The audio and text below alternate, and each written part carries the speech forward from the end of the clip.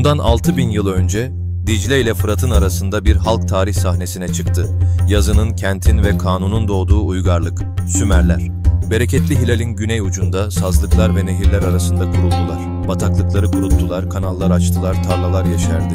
Sulama, düzenli tarım ve yerleşik hayatın temeli işte burada atıldı. Uruk, Ur, Lagaş, Eridu, Nippur, 30'dan fazla şehir devleti ortaya çıktı.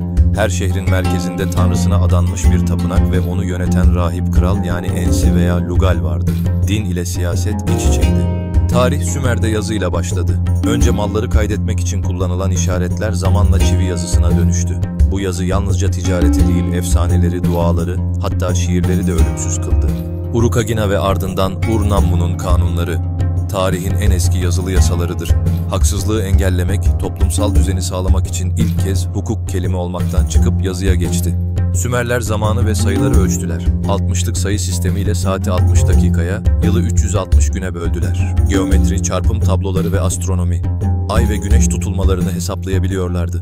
Tarlalarda buğday ve arpa yetiştirildi. Yünden dokumalar yapıldı. Evlerde kil kaplar, pazarlarda bira ve hurma satıldı. Hayat sade ama üretkendi ve savaş zamanında herkes kolayca köle olabiliyordu. Sümerler yalnızca çiftçi ve tüccar değil, aynı zamanda sanatçılardı. Silindir mühürlerle belgeler mühürlenirdi. Ur Kraliyet Mezarlığından çıkan lirler dünyanın bilinen en eski çalgılarındandır. Her şeyin bir tanrısı vardı. Enlil, Enki, İnanna, tanrılara tapınak olarak zigguratlar inşa edildi. 7 katlı bu dev yapılar hem tapınak hem depo hem de gözlemeviydi. İnanç gündelik yaşamın merkezindeydi. Yaratılış, tufan, Emeş ve Enten. Hepsi Sümerler'de ortaya çıktı. En bilinen eser ise Gılgamış Destanı. Ölümsüzlüğü arayan kralın hikayesi binlerce yıl sonra bile insanlığa sorular sorduruyor. Lagaş'ın savaşları, Akadlı Sargon'un imparatorluğu, Gutilerin istilası.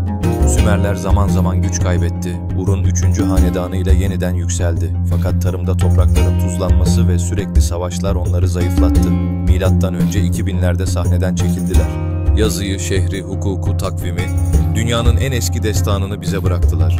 Babil'den Yunan'a, oradan bugüne kadar etkileri sürdü ve bu yüzden denir ki tarih Sümer'de başladı.